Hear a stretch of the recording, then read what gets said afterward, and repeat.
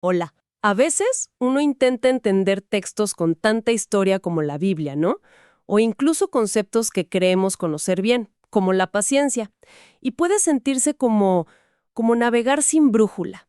¿Cómo podemos estar seguros de captar el mensaje real? ¿Y qué significa de verdad ser paciente? Más allá de solo esperar, digo. Hoy nos vamos a sumergir en un material, la verdad, muy interesante. Por un lado, tenemos una especie de guía práctica, un compendio de estrategias para interpretar las escrituras fielmente, ¿sabes? Para no perdernos. Y por otro lado, exploramos a fondo la paciencia, específicamente cómo aparece en 2 Pedro capítulo 1, y la comparamos un poco con ideas de filósofos, con la visión del mundo actual. Nuestra misión hoy, desglosar estos métodos de estudio bíblico y explorar las caras de la paciencia. Ver cómo estas perspectivas, la bíblica y la filosófica, pueden dialogar y darnos una comprensión más rica con más matices. ¿Listos para la exploración? Bueno, manos a la obra. Empecemos por ese compendio de estrategias, ¿te parece? La idea central, creo, es que sacar enseñanzas fieles de la Biblia no es solo leerla y ya. Requiere un sistema, un método probado. ¿Es así? Totalmente. Así es. La fuente insiste mucho en eso, en que un acercamiento serio necesita estructura. Destaca varios enfoques, pero el principal, el que describe como más riguroso, es el método inductivo. Piénsalo como un proceso en 3 pasos lógicos, ¿eh? Primero, observación. ¿Qué dice el texto? Literalmente, es como mirar la escena sin tocar nada. Solo anotar los hechos. ¿Qué palabras usa? ¿Qué acciones describe? Ok, observar primero. Exacto. Segundo, interpretación. Aquí ya nos preguntamos, bueno, ¿qué significó esto para la gente de esa época? En su contexto, su cultura, ¿qué quería decir el autor? Es entender el porqué detrás de las palabras, ¿no? Claro, el significado original. Eso. Y tercero, aplicación. Y finalmente, bueno, ¿cómo resuena esto hoy? ¿Qué nos dice a nosotros en nuestra situación? ¿Cómo nos transforma o nos llama a actuar? La meta es dejar que la escritura hable por sí misma, sin forzarla a decir lo que ya pensamos. De hecho, se apoya en 2 Timoteo 2:15, que anima a ser como un obrero aprobado, que maneja con precisión la palabra de verdad. Entiendo. Menciona también, aunque más de pasada, el método deductivo. Ese es más bien cuando partes de una idea general, un tema, y buscas pasajes que la apoyen. Útil para estudios temáticos. Y el método sintético, que es como ver el mapa completo de un libro antes de explorar cada callejón, ¿sabes? Buscar la visión panorámica. Observar, interpretar, aplicar. Suena lógico. Pero dijiste que no es solo seguir pasos, ¿verdad? La fuente habla de principios hermenéuticos. Eso ya suena más a la filosofía detrás del método. Exacto. La hermenéutica es, digamos, el arte y la ciencia de interpretar correctamente. No basta con el método si no tienes buenos principios que te guíen. La fuente subraya varios que son cruciales. Primero, respetar el sentido literal, lo que el texto dice claramente, a menos que sea obvio que es lenguaje figurado, claro, como en una parábola o un poema. Ajá. Segundo, el contexto lo es todo, el histórico, el cultural, incluso la gramática de los idiomas originales, el hebreo, arameo, griego. Ignorar eso es como leer una carta sin saber quién la escribió, ni a quién, ni cuándo. Te pierdes la mitad. Tiene sentido. Y otro principio fundamental, la analogía de la escritura. La idea es que la Biblia, en su conjunto, se interpreta a sí misma. Los pasajes más claros nos ayudan a entender los que parecen más oscuros. Esto se basa en la convicción de que hay una unidad doctrinal en toda la Escritura, como sugiere 2 Timoteo 3:16, ¿no? Que toda la Escritura es inspirada por Dios y útil. Claro, la Biblia interpretando a la Biblia. Exacto. Y un punto que recalca con fuerza, citando 2 Pedro 1:20-21, es que ninguna profecía de la Escritura es interpretación privada. ¿Por qué? Porque su origen no es la ocurrencia de alguien, sino la inspiración del Espíritu Santo. Entendido. Y para poner todo esto en práctica, imagino que se necesitan herramientas concretas. Así es. La fuente menciona herramientas muy valiosas, concordancias como la de Strong, que te permiten rastrear palabras en los idiomas originales. Es fascinante. Diccionarios bíblicos para entender términos clave, atlas para visualizar la geografía, Biblias interlineales, comentarios de eruditos de confianza. Pero, y este es un pero muy importante que subraya la fuente, todo este trabajo intelectual debe hacerse dependiendo del Espíritu Santo. Ah, mira tú. Sí, cita a Jesús en Juan 16:13, prometiendo que el Espíritu nos guiará a toda verdad. Y a Pablo en 1 de Corintios 2:14, recordando que las cosas espirituales se disciernen espiritualmente, no solo con la cabeza. O sea, la erudición sin la guía del Espíritu puede quedarse corta, ¿entiendes? Clarísimo. Entonces, resumiendo esta parte del estudio bíblico, si alguien quiere leer la Biblia y de verdad entenderla, ¿cuál sería el enfoque práctico que sugiere esta fuente? Pues sería un enfoque cuidadoso y humilde, diría yo. Considerar el contexto inmediato, los versos de antes y después, el contexto del libro entero, su propósito, su audiencia original, y el contexto de toda la Biblia, cómo encaja en la gran historia de la redención, y que el objetivo final no sea solo acumular conocimiento, sino vivir diferente. Como dice Santiago 1:22, ser hacedores de la palabra y no tan solamente oidores. Hacer, no solo oír. Exacto. La aplicación debe ser fiel al significado original, pero relevante para hoy. Y un hilo conductor que atraviesa todo el análisis es que Cristo es el centro. Jesús mismo dijo en Juan 5:39 que las Escrituras dan testimonio de mí. Por eso, la fuente advierte contra dos peligros: sacar moralejas superficiales de personajes bíblicos sin ver su necesidad de Cristo. Y dejarse llevar por ideas o conocimientos que suenan muy elevados, pero que en realidad contradicen la enseñanza bíblica fundamental. Como advierte 1 Timoteo 6:20-21, sobre las profanas pláticas sobre cosas vanas. Muy claro. Un estudio riguroso, sí, pero dependiente del Espíritu y centrado en Cristo. Ahora, cambiemos un poco el enfoque, aunque creo que sigue conectado. Las fuentes nos llevan a explorar a fondo la paciencia, especialmente a través de 2 Pedro 1, y a contrastarla con otras visiones. Parece que la paciencia es más compleja de lo que uno piensa a simple vista, ¿no? Definitivamente, el análisis de 2 Pedro 1, versículos 5 al 8 es muy rico. Si me permites, leo el pasaje clave según la Reina Valera 1960. Vosotros también, poniendo toda diligencia por esto mismo, añadid a vuestra fe virtud, a la virtud conocimiento, al conocimiento dominio propio, al dominio propio paciencia, a la paciencia piedad, a la piedad afecto fraternal y al afecto fraternal amor. Y luego el verso 8 dice: porque si estas cosas están en vosotros y abundan, no os dejarán estar ociosos ni sin fruto en cuanto al conocimiento de nuestro Señor Jesucristo. ¿Qué secuencia tan potente? Sí, y el contexto es clave. Pedro está escribiendo a creyentes que están bajo presión. Enfrentan persecución, falsas enseñanzas. Entonces les surge a ser diligentes. La palabra original implica esfuerzo real, ¿sabes? Ponerle ganas. Esto no pasa por arte de magia. Y les presenta esta secuencia, a veces la llaman escalera o cadena de virtudes. Cada una parece apoyarse en la anterior, empezando por la fe. Y ahí, justo ahí, aparece la paciencia, después del dominio propio. Recuerdo que en otra ocasión hablamos bastante de ese dominio propio. Es interesante verlos juntos aquí. ¿Hay una razón específica para ese orden? ¿Y qué tipo de paciencia es esta? No suena a solo esperar sentado, ¿verdad? Buena pregunta. La conexión es clave y el orden parece muy intencional. La palabra griega aquí para paciencia es hipomoné, upomoné. Literalmente significa permanecer debajo, como aguantar un peso enorme sin rendirse. No es una espera pasiva, ojo, ni resignación. Es perseverancia activa, es resistencia firme frente a la dificultad, la prueba, la tentación. Es la capacidad de aguantar y seguir adelante con propósito. Resistencia activa. Me gusta eso. Es distinta de otra palabra griega para paciencia, macrotumía. Esa la encontramos, por ejemplo, en la lista del fruto del Espíritu, en Gálatas 5:22. Macrotumía es más la paciencia con las personas, la longanimidad, el no perder los estribos fácilmente con otros.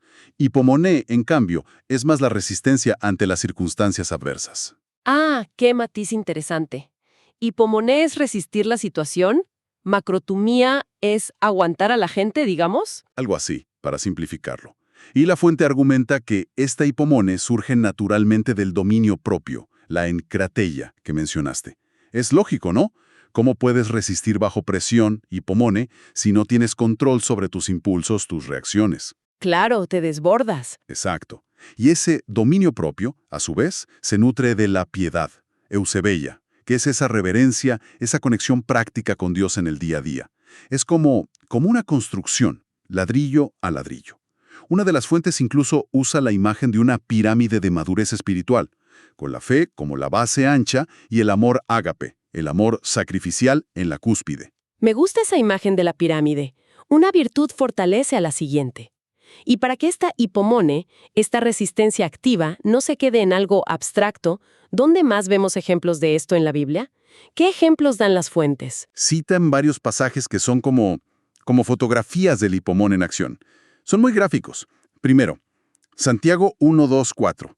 Nos dice que nos alegremos en las pruebas, porque la prueba de nuestra fe usa una palabra dokimion, que recuerda a un metal siendo purificado, produce hipomone.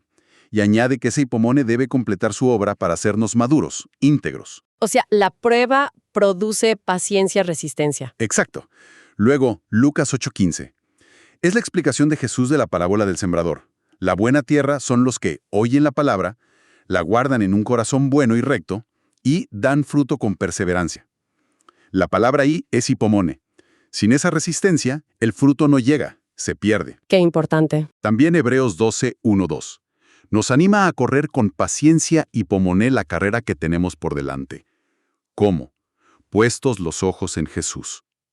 Y nos recuerda esa nube de testigos, todos los héroes de fe del Antiguo Testamento que aguantaron firmes, que perseveraron. La nube de testigos. Sí. Y Romanos 15, 4, 5 dice algo muy poderoso. Que Dios mismo es el Dios de la paciencia, hipomone, y de la consolación.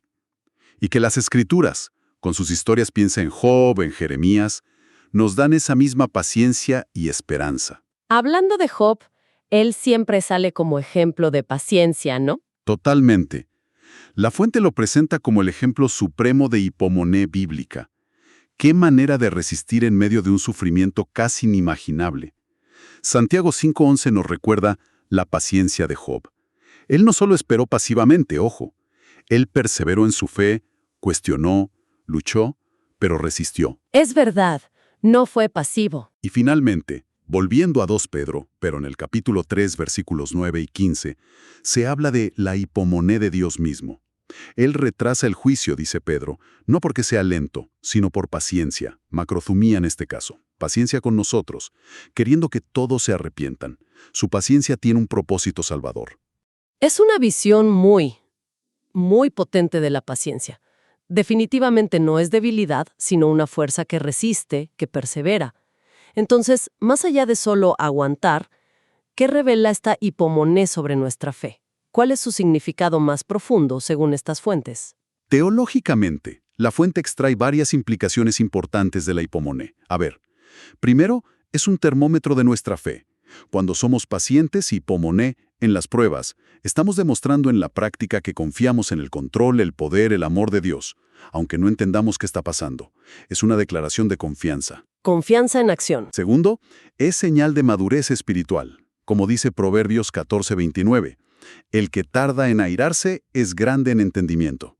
La capacidad de resistir con calma se asocia a la sabiduría.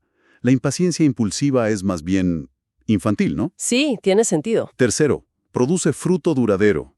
El mismo pasaje de 2 Pedro 1:8 conecta estas virtudes con no ser ociosos ni sin fruto. La hipomone nos permite seguir adelante en el conocimiento de Dios y en el servicio a otros. Eso, eventualmente, produce resultados valiosos y permanentes. No es estéril. No, para nada. Y cuarto, está ligada a la esperanza activa. No es resignarse a lo peor, es aguantar firmes porque tenemos una esperanza viva, una esperanza puesta en Cristo y en el futuro que Él promete. Es una resistencia llena de esperanza. Sobre la filosofía sobre la paciencia. Ahí debe haber contrastes. Sí, y el contraste es marcado. La fuente señala que en nuestra cultura actual, la paciencia a menudo se ve de forma muy limitada. A veces, es solo una herramienta instrumental. Soy paciente para conseguir lo que quiero. La cita irónica de Margaret Thatcher que menciona la fuente lo ilustra perfecto. Soy extraordinariamente paciente siempre y cuando al final me salga con la mía. ¿Viste? Claro, paciencia con un fin muy concreto. Exacto. Otras veces se confunde con resignación pasiva, con aguantarse sin más como si fuera una señal de debilidad o de falta de iniciativa. La hipomone cristiana, en cambio, se basa en algo totalmente distinto, la fe en un Dios soberano y bueno. Y su valor no depende de si conseguimos o no nuestro objetivo terrenal inmediato. El fundamento es otro. ¿Y los grandes filósofos? Mencionaste a Aristóteles, los estoicos, Kant. ¿Ellos cómo veían la paciencia? ¿Se parece en algo a la hipomone? Presentan visiones interesantes, sí, pero con fundamentos distintos, como decíamos. Aristóteles, por ejemplo. Para él, la virtud siempre es un punto medio entre dos vicios, ¿no? El exceso y el defecto. La paciencia sería el equilibrio que encuentra la razón, la frónesis, la prudencia, entre ser demasiado pasivo o apático y ser impulsivo o agresivamente impaciente. Es una virtud humana, racional, que busca la excelencia y la felicidad aquí, eudaimonía. Un equilibrio racional. Eso. Luego, los estoicos, como Epicteto o Marco Aurelio, para ellos la paciencia es central. Se basa en su famosa dicotomía del control. Distinguir qué depende de nosotros, nuestras opiniones, juicios, voluntad, y qué no, eventos externos, la salud, lo que otros hacen. La paciencia estoica es aceptar racionalmente lo que no podemos cambiar, enfocándonos en nuestra respuesta interna para alcanzar la tranquilidad, ataraxia, y liberarnos de emociones perturbadoras, apateia. Se basa en la razón cósmica, el logos y la aceptación del destino. Aceptar lo inevitable. Más o menos. Y Kant ofrece una frase paradójica pero muy profunda. La paciencia es la fortaleza del débil y la impaciencia es la debilidad del fuerte. Sugiere que la paciencia no es pasividad, sino fuerza mental, autocontrol racional. El que es verdaderamente fuerte no necesita reaccionar impulsivamente, puede esperar, puede resistir. Interesante esa perspectiva. Y esa confusión actual entre resignación, aceptación, paciencia, persistencia. A veces usamos las palabras como si fueran lo mismo. ¿Cómo las diferencia la fuente? Sí, se esfuerzan en aclararlo porque es importante. La resignación la ve como algo pasivo, que sabe a derrota. Te quita energía, te quita dignidad. Es como decir, ya fue, no hay nada que hacer y rendirse. La aceptación activa, que se acerca más a la verdadera paciencia bíblica, es activa. Busca aprender de la situación, transformarla o transformarse uno mismo. Mantiene la dignidad y te prepara para ser resiliente. Cita a Henry Nouwen diciendo que la paciencia es esperar de forma activa y aguantar confiando en que algo bueno puede surgir. Esperar activamente. Exacto. Y luego distingue paciencia versus persistencia. La paciencia a menudo implica saber esperar el momento oportuno, confiar en un proceso. La persistencia, en cambio, implica más crear la oportunidad, intentarlo una y otra vez, no quedarse esperando. La fuente nota que nuestra cultura moderna tiende a valorar mucho más la persistencia, la acción, el resultado rápido. ¿Para qué esperar?, parece decir el mundo. Para tener una visión clara, si comparamos la paciencia cristiana, la hipomone, con estas visiones seculares o filosóficas, ¿cuáles serían las diferencias clave en pocas palabras? Podríamos resumirlas así, en ejes de contraste. El fundamento. Fe en un Dios personal y providente versus razón humana, destino impersonal o utilidad práctica. El origen, un don del espíritu que se cultiva con esfuerzo y diligencia versus una virtud lograda por autodisciplina o puro ejercicio de la razón. Ajá. El propósito, crecer en santidad, parecerse a Cristo, una meta eterna versus tranquilidad mental, felicidad terrenal, éxito personal. La visión del sufrimiento tiene un propósito de enseñanza, de formación, incluso redentor, versus es algo neutral a aceptar, estoicos, o algo negativo que hay que evitar a toda costa, visión moderna. La dimensión social está intrínsecamente ligada al amor al prójimo, a la comunidad, versus a menudo es más centrada en el autocontrol individual, en el yo. Queda muy claro el contraste. Volvamos entonces a esa visión de 2 Pedro, que es tan rica. Después de entender qué es la hipomone y cómo se diferencia, cómo se traduce esto a la vida cotidiana, ¿qué diferencia real hace cultivar esta paciencia activa? La fuente que se enfoca en 2 Pedro saca aplicaciones muy prácticas. En nuestro servicio o ministerio, por ejemplo, nos ayuda a entender que ver fruto espiritual en otros o ver cambios profundos lleva tiempo, mucho tiempo a veces. Requiere perseverar en amar, en enseñar, en discipular, sin tirar la toalla a la primera dificultad. Paciencia en el servicio. Exacto, frente a las pruebas. Nos anima a verlas, como dice Santiago, como oportunidades de crecimiento, a confiar en Dios aunque no entendamos el porqué, y a mirar a Jesús como el modelo supremo de resistencia paciente. En nuestras relaciones, nos da la capacidad de perdonar más fácilmente, de soportar las fallas de los demás, incluso de los hermanos en la fe que nos cuestan, de construir relaciones más estables, más amorosas. Eso es muy necesario. Y en nuestro propio camino espiritual, nos recuerda que crecer requiere esfuerzo, esa diligencia de la que habla Pedro, que es un proceso, no un evento de un día para otro, y que necesitamos pedir ayuda al Dios de paciencia, porque solos, la verdad, no podemos desarrollar esta hipomone. Pedir ayuda. Y las promesas asociadas a cultivar estas virtudes, incluida la paciencia, en 2 Pedro 1, 10, 11 son notables. Dice que así haremos firme vuestra vocación y elección. Imagínate.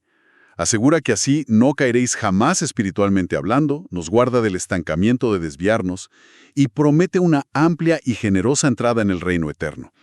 Es como la parábola de los talentos, ¿no? La fidelidad y la perseverancia diligente en las cosas pequeñas de la vida diaria son recompensadas abundantemente al final. Ha sido un recorrido fascinante, la verdad. Vimos que para entender textos profundos se necesita método, cuidado, como enseña el compendio. Y descubrimos que la paciencia es mucho, mucho más que esperar. Es esa hipomone, esa resistencia activa llena de esperanza, anclada en la fe. Y cómo contrasta con otras visiones, ya sean filosóficas o las que andan dando vueltas hoy en día. Entonces, ¿con qué idea final nos quedamos? ¿Qué nos llevamos para pensar? Quizás una reflexión para llevarse, conectando todo esto con nuestro mundo que vive, como decías, a 1000 por hora. Las fuentes distinguían paciencia de persistencia, ¿verdad? Y nuestra cultura aplaude mucho la acción, el resultado inmediato, la persistencia que crea la oportunidad. Pero, ¿y si recuperamos el valor de ese esperar activo que implica la hipomone bíblica? Esa espera activa y aguante de la que hablaba Nguyen. ¿Podría esta forma de paciencia que no es rendición pasiva, ojo, sino resistencia con propósito y esperanza, ofrecernos algo valioso? Tanto desde una perspectiva de fe como incluso secular, para afrontar los desafíos y crecer. La verdadera fortaleza está solo en hacer, en cambiar el entorno sin parar. O también reside en esa capacidad profunda de resistir, de perseverar, de mantener la integridad interior.